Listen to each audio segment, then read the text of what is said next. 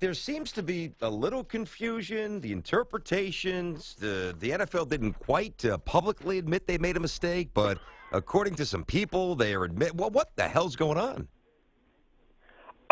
In terms of what we talking about, the missed call or whatever? Correct. Well, the missed Dallas call, Cowboy like that's the terminology. deception in the first quarter, and now it's 1st and 20, and they end up punting instead of getting a field goal. But they didn't. They made the right call, but they're admitting to the teams that it was the wrong call. I don't know. I got to be honest with you. It's gotten a little down in the weeds for me. I mean, publicly, the league is basically presenting the idea that this essentially was handled correctly. Whether they're saying something different to the teams privately, and where that's gone, I really don't know. And with everything that one's kind of been in my rear window a little bit. Understood. And with everything else that's going on here, and honestly, with a lot of this, when you start talking minutia of the rule book and interpretation, like we don't even know what a catch is. You know what I mean? Like there's still a lot of weeks I'll see an explanation of a catch. And something that you'd think would be relatively cut and dry, and you don't know exactly what you've looked at or how you're supposed to interpret it. So I'm just surprised, though, Jay, given this movement toward transparency, I'm not sure that you can have minutia when you're 2 steps away from the Super Bowl. This is a big call, man. Yeah, I mean, is it bigger than the Dez call down the sidelines a few years ago? I mean, I don't know. You know what I mean? Like, there's going to be a gray area in this sport. I think that you just can't. You can't. No matter how many cameras you have, no matter how many microchips you put on the sidelines or in the football, no matter how much Big Brother's allowed to look at everything in New York City, I think you're going to have certain gray areas sometimes. Yeah, no, it happens. It's the I'm okay with human error in sport. Let's get to some of the issues that are going on, particularly in the coaching ranks. Kyle Shanahan is going to the 49ers or not? Well, he's going to have every opportunity to go to the 49ers, and we'll see if, he can't quite put pen to paper when he meets with them early next week, but he could certainly verbally agree to a lot of things, and they could start putting a staff together around him and for him, which would be very similar to a process he was a part of 2 years ago in Atlanta, where he was officially hired as offensive coordinator before Dan Quinn could sign on as head coach, because Quinn was still coaching in the playoffs and at that point coaching Seattle all the way to the Super Bowl. So win or lose, I'm told that Shanahan will meet, with the 49ers a second time in Atlanta early next week. He has some concerns and he has some I won't say demands, but things that he's interested in. They're going to run their GM candidates by him and see what he thinks of that. And he has tremendous leverage here. I mean, the reality is no matter how the team might try to spin it, if he says no, we're now getting up into over six people who've said no thanks to this thing at one time or another in terms of coach and GM. And they would be going to the Senior Bowl, not just without a head coach, but without coordinators, without a staff. You know what I mean? A bunch of guys walking around in the scouting department in the front office still thinking I'm going to be gone as soon as they bring the new guys in. And you're starting to get into an untenable situation, especially when you've gone one and done with coaches the last 2 years already, and you're kind of struggling to regain your reputation. So I think they will bend over backwards to make him as comfortable as he can be to get him to agree to this.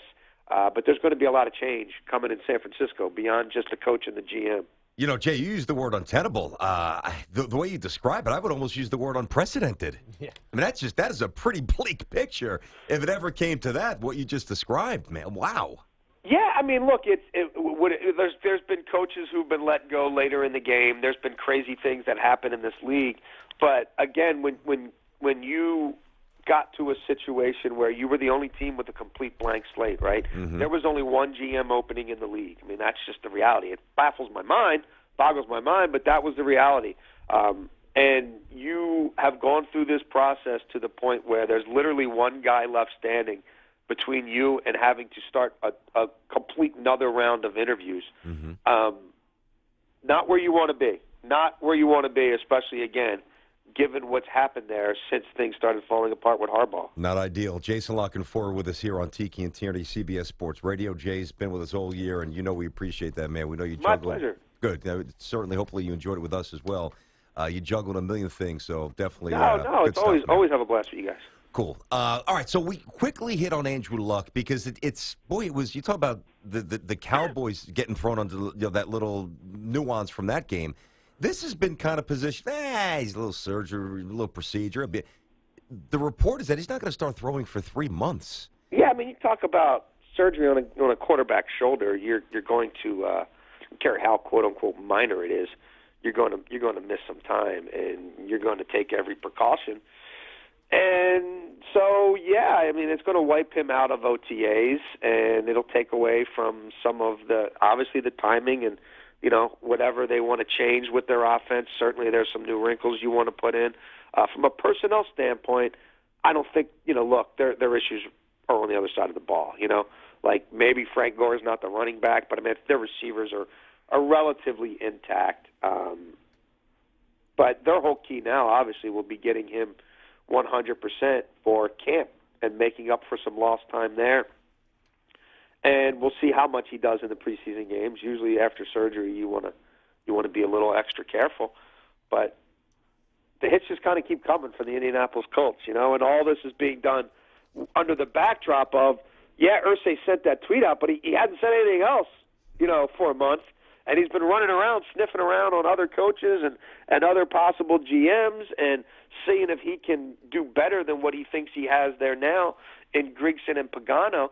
So none of that is ideal. Again, that's not exactly how you want to be heading into the offseason. And I know there were all these reports weeks ago that, Grigson's safe and Pagano's safe. Well, they haven't heard that explicitly from this guy's mouth. And he hasn't had a staff meeting, and brought the whole building together and said, I am still married to these guys, and here's why. That message hasn't been sent internally or externally. Ultimately, he may be left with no recourse, Irsay, then to stick with what he has because he hasn't been able to get anybody else to take the job.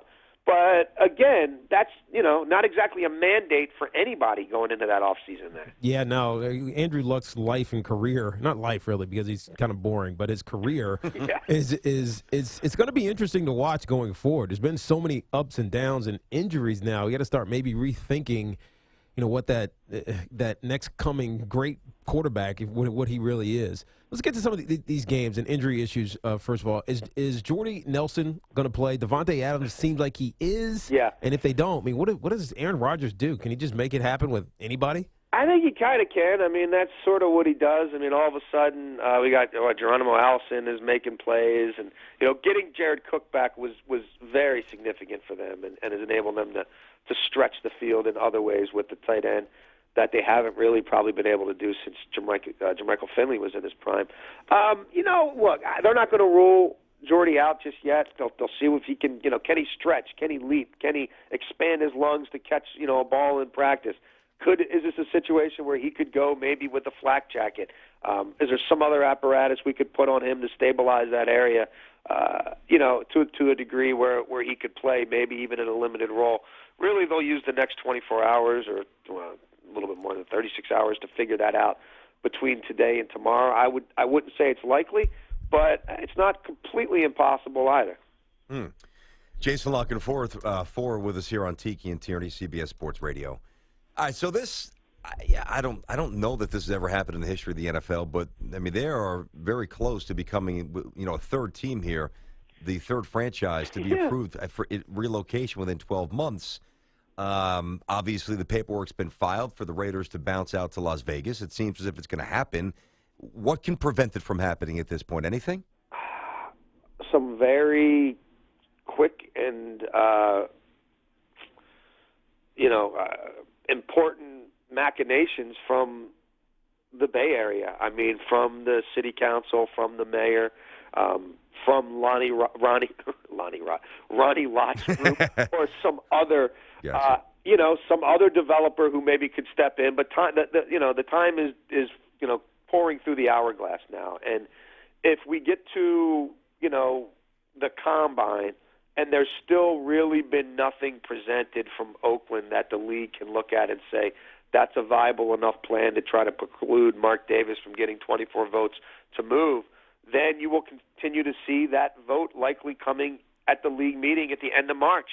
And if that is brought to a vote, the move to Vegas, and there isn't a strong counter argument from Oakland, it's still just, some term sheets and some speculative numbers, but not ironclad funding and things of that nature, then I think time will run out on Oakland. And I think we'll start to talk about, over time, maybe Oakland, San Diego, St. Louis as being possible destinations for some other owner to move to 5, 8, 10 years down the road if their stadium is now dilapidated and they don't have what they need and their facilities are out of date. It is cyclical, no doubt. Jason, great spot. Great job all year. And you swinging by Tops on Sunday? I didn't see you on the rundown. Are you in? I did. With the inauguration, by the time I went to book trains and stuff, it's almost impossible to get from the Baltimore, D.C. area up north. So I was not able to get a train in time to get up there for Tops. All right. Well, listen, you did a great job, man. Hey, it was my pleasure. I always love coming on with you guys and you guys welcoming me. So thank you for having me. You got it, Jay. We'll see you, pal.